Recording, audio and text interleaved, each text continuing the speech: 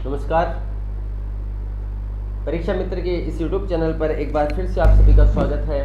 Last video में अपन ने 21 question तक देखा था। जो ये सीरीज है जिसमें 100 के लगभग क्वेश्चंस हैं जो अपन कर रहे हैं अभी, तो इस पेपर में अपन ने 21 क्वेश्चन लास्ट जो वीडियो बनाया था मैंने उसमें अपन ने 21 क्वेश्चन देखे थे। उसके आगे के क्वेश्चंस अब सॉल्व करेंगे अपन।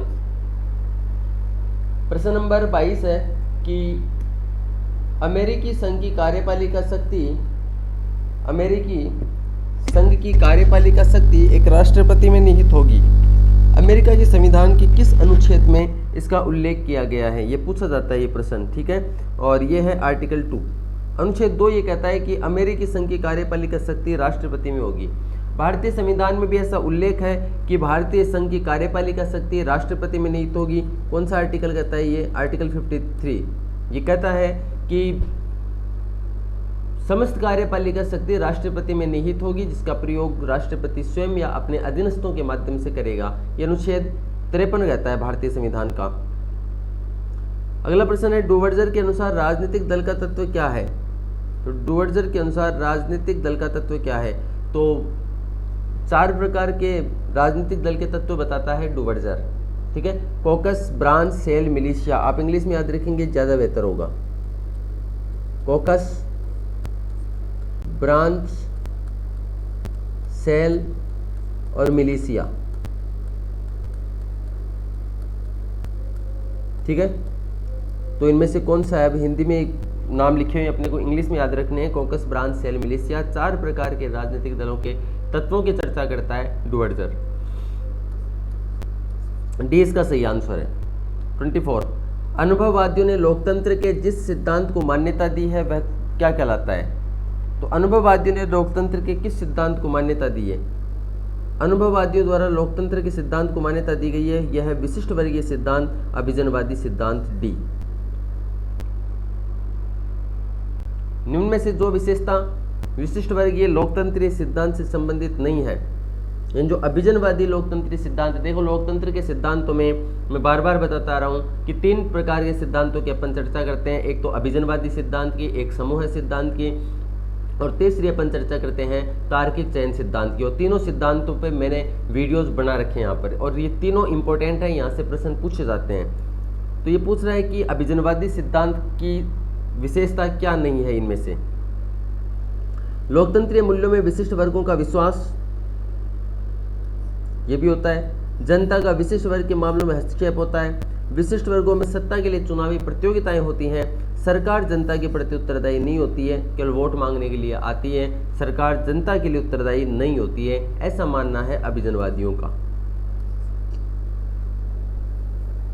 ठीक है, कि सरकार जनता के प्रति उत्तरदायी नहीं होती है, ये मानते हैं। जबकि ये स्टेटमेंट क्या है? सरकार जनता के प्रति उत्तरदायी होती है, गलत स्टेटमेंट है। डी इसका सही आंसर है। अगला प्रश्न है, लोकतंत्र के बहुलवादी सिद्धांत के प्रवर्तक विद्वान कौन कौन है? लोकतंत्र के बहुलवादी सिद्धांत से कौन जुड़ा हुआ है? तो देखो बहुलवादी सिद्धांत बोल दीजिए, आप समूह सिद्धांत बोल दीजिए, तो इनसे जुड़े हुए विचारक हैं Arthur Bentley, David Truman, Robert Dahl, Earl Latham, Charles लिंडब्लॉम।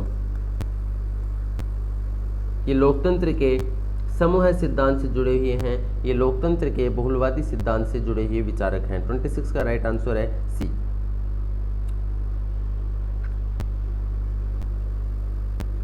मार्क्सवादी लोकतंत्र में जिस मूल्य पर बल नहीं दिया गया है वह कौन सा है?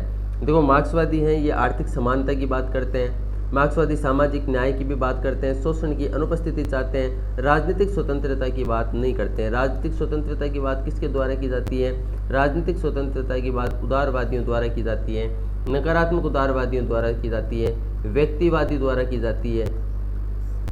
राजनीतिक स्वतंत्रता की बात उपयोगितावादियों द्वारा की जाती है, ठीक है। स्वेच्छातंत्रवादियों द्वारा की जाती है। स्वेच्छातंत्रवादी भी राजनीतिक स्वतंत्रता की बात करते हैं।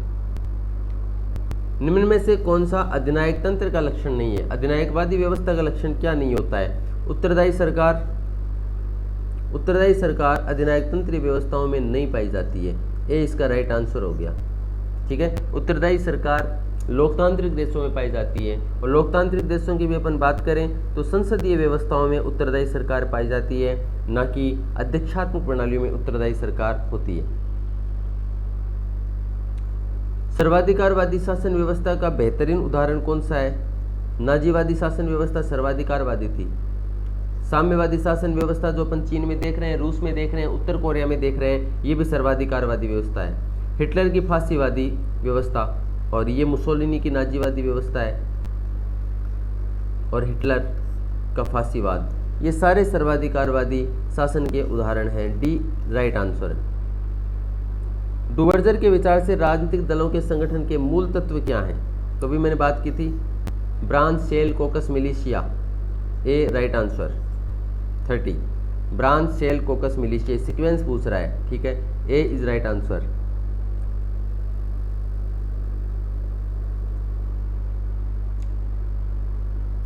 निम्न में से जनमत निर्माण का प्रमुख साधन क्या है?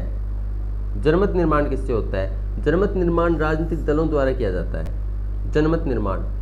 ठीक है, और मतदान व्यवहार इन सबसे प्रभावित होता है, रेडियो से, शिक्षण संस्थान से, उपरोक्त सभी से। तो जब प्रश्न पढ़ो तो शब्द को आराम से पढ़ना, जनमत निर्माण है, और एक लिखा हुआ आता है मतदान व्यवहार को कौन प्रभावित करता है। तो मतदान व्यवहार को तो ये सभी प्रभावित करते हैं, अपना घर, परिवार, शिक्षण संस्थान, समाज, ये सभी मतदान व्यवहार को प्रभावित करते हैं। उसके बाद में राजनीतिक दल भी मतदान व्यवहार को प्रभावित करते हैं, मीडिया।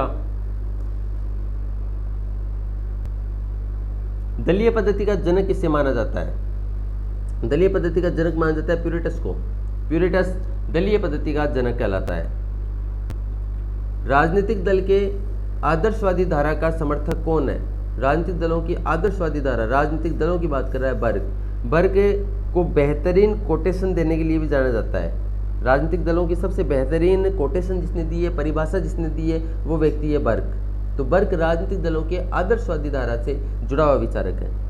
और जब बात आएगी राजनीतिक दलों का बेहतरीन वर्गीकरण किसने किया है, तो बेहतरीन वर्गीकरण करने का श्रेय जाता है डुवर्जर को, जो पढ़ रहे हैं अपन। ठीक है, branch, cell, caucus, militia.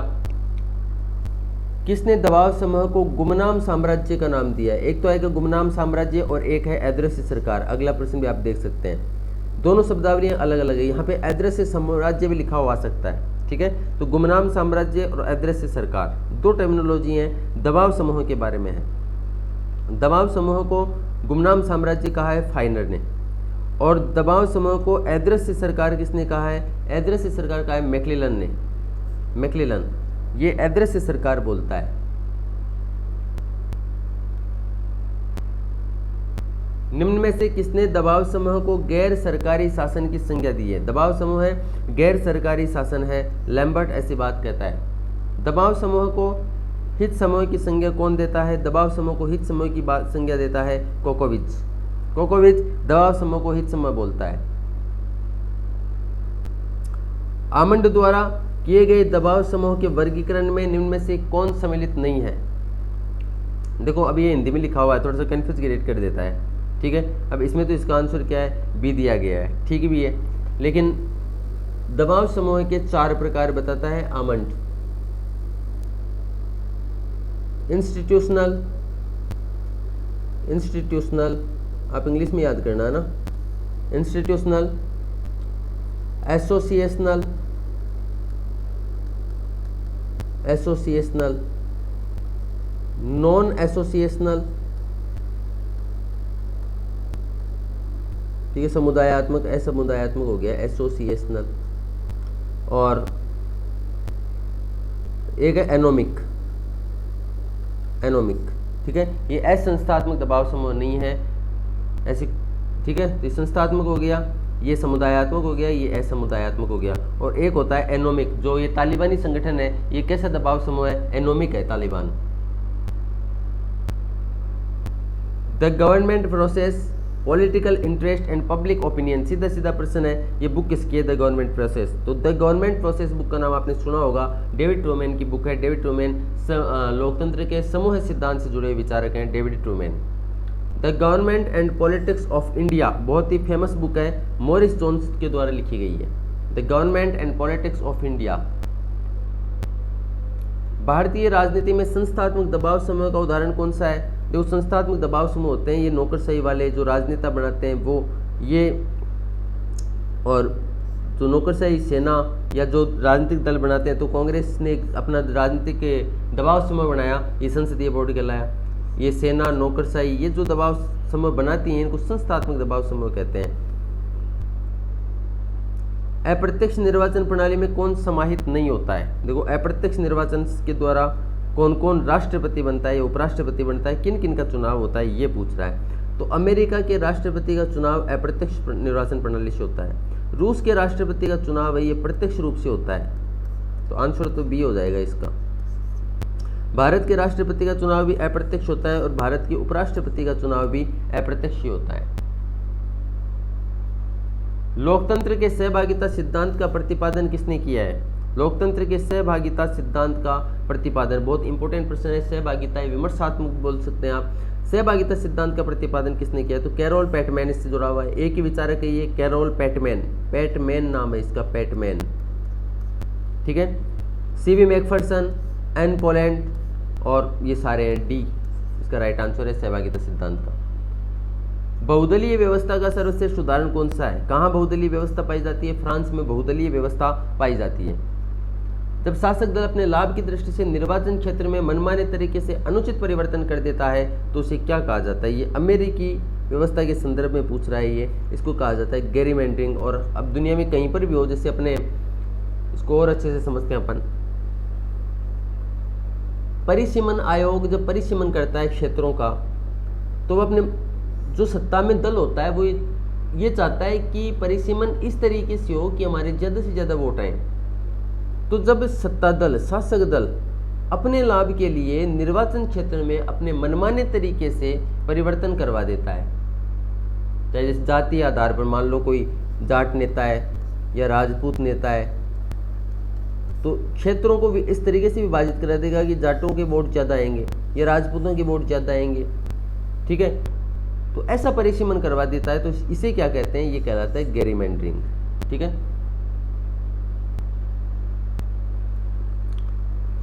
Next question है, निम्नांकित में से कौन से दो रूप आनुपातिक प्रतिनिधित्व प्रणाली के हैं? आनुपातिक प्रतिनिधित्व प्रणाली के दो रूप हैं, एकल संक्रमणीय मत प्रणाली और सूची प्रणाली। ये प्रतिनिधित्व के सिद्धांत का वीडियो बनाया हुआ है, यहाँ पे क्लास ली हुई है, उसको आप डिटेल में देखेंगे तो आपको पता चल जाएगा। ये सारी चीज़ें हैं ना यहाँ पर समझाई हुई है। आपने यदि सारी क्लासेस देख ली तो ये क्वेश्चन बहुत आसान लगेंगे। एकल संक्रमणीय मत पद्धति के लिए क्या आवश्यक है? बहुसदस्यीय निर्वाचन क्षेत्र होना चाहिए। बहुसदस्यीय निर्वाचन क्षेत्र होना चाहिए। विकास नौकरशाही पारस्परिक नौकरशाही से भिन्न होती है, क्यों? विकास नौकरशाही पारंपरिक नौकरशाही से भिन्न होती है, ऐसा क्यों होता है? विकास नौकरशाही विकासशील देशों में पाई जाती है। पारंपरिक नौकरशाही वह नौकरशाही है जो कि राजा महाराजाओं के टाइम पर जैसे घर परिवार में बनाई जाती थी, यानी पारंपरिक नौकरशाही का एग्जाम्पल आप ले सकते हैं यूएस से, ठीक है। तो इनमें सामान्य ज्ञों की अपेक्षा विशेषज्ञ अधिक होते हैं। पारंपरिक नौकरशाही का एग्जाम्पल है ये यूएस से, अमेरिका। लॉर्ड हेवर्ट के अनुसार नौकरशाही की शक्ति और सत्ता की क्या विशेषताएं हैं? अभिजन शासन होता है नौकरशाही में। वेबर के सत्ता के तीन रूपों में से कौन सा एक रूप नहीं है? तो वेबर आपको पता है कि तीन प्रकार के सत्ता के रूप बताता है, या नौकरशाही के तीन रूप बताता है। कौन कौन से? परंपरागत, चमत्कारिक और कानूनी या वैध। व्यवहारवादी नहीं है, ठीक है। तो डी इसका सही आंसर हो जाएगा। फासीवाद किसका समर्थन नहीं करता है? किसका समर्थन नहीं करता है? ये अंतर्राष्ट्रीयवाद का समर्थन नहीं करता है, सी। निम्न कथनों पर विचार कीजिए। लोकतंत्र का अर्थ अभिजात वर्ग का शासन है। अब्राहम लिंकन ने लोकतंत्र की परिभाषा दी है। लोकतंत्र उदार लोकतंत्रीय प्रणाली है। कौन सा सत्य है इनमें?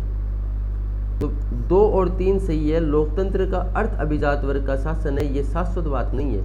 ये कौन मानता है? केवल जो अभिजनवादी हैं, एलिट लोग हैं, वो मानते हैं इस बात को। सब नहीं मानते हैं, सब तो ये मानते हैं कि लोकतंत्र एक अच्छी व्यवस्था है। B is right answer. निम्न कथनों पर विचार कीजिए और सही बताना है अपने को।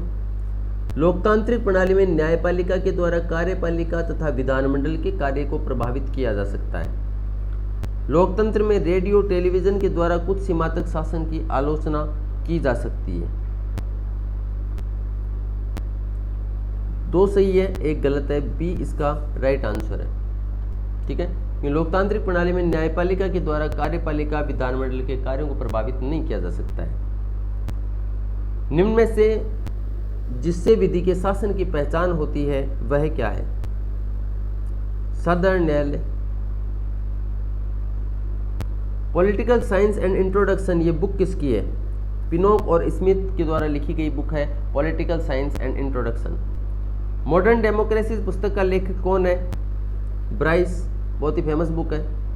राज्य एक जीवधारी रचना है, यानी आंगिक सिद्धांत की बात कर रहा है ये, राज्य के जैविक सिद्धांत की बात कर रहा है। और ये विचारक है हर्बर्ट स्पेंसर, नकारात्मक उदारवादी है। योग्यतम की उत्तरजीविता की बात करने वाला विचारक है। राज्य को एक आवश्यक बुराई के रूप में कौन मानता है? तो देखो, उदारवादी मानते हैं राज्य एक आवश्यक बुराई है। अब इसमें से जो उदारवादी है वो इसका आंसर हो जाएगा। बाकुनिन अराजकतावादी है। मार्क्स ऐसी बात नहीं करता है। मार्क्स तो कहेगा राज्य क्या है? राज्य उपकरण, शोषण का यंत्र है। बाकुनिन अराजकतावादी है, अनावश्यक बुराई मानता है। मार्गेनथाउ यथार्थवादी है।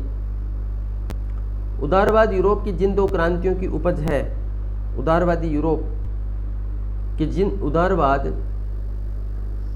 में 2 क्रांतियों के कारण से आया, तो वो 2 क्रांतियां कौन सी हैं जिनके कारण उदारवाद का उदय होता है? पुनर्जागरण और धर्म सुधार के बाद।